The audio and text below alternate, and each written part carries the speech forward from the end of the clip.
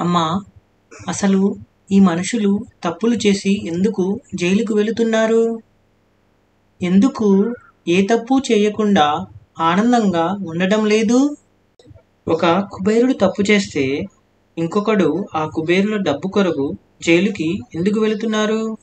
ఆ డబ్బు వాడిని ఆనందంగా ఉంచుతుందా? ఏ డబ్బు మరియు ఏ సంబంధం లేని వాడిని అనాథ అని, వాడి సంతోషాన్ని దూరం చేసి వాడిని ఏదో ఒక కేసులో ఇరికిస్తున్నారు. వాడు ఇంకా నిజమైన ఆనందం ఏమిటో తెలియకుండా ఆ కేసు బంధంతోనే చనిపోతున్నాడు. అమ్మా, వాడు ఎప్పుడు తనకు డబ్బు కాదు, తన ఆనందమే ముఖ్యమని ఎప్పుడు తెలుసుకుంటాడు? చూడు కుమారా, ఇవన్నీ త్వరలోనే తెలుసుకుంటాడు. కృష్ణానది అనే గంగమ్మ తన వైపు ప్రవహించినప్పుడు ఆ తల్లే తన కుమారుడికి ఒక మంచి కథలాగా తన కుమారుడికి తెలుపుతుంది. ఆ తల్లి పేరే కృష్ణమ్మ కథ.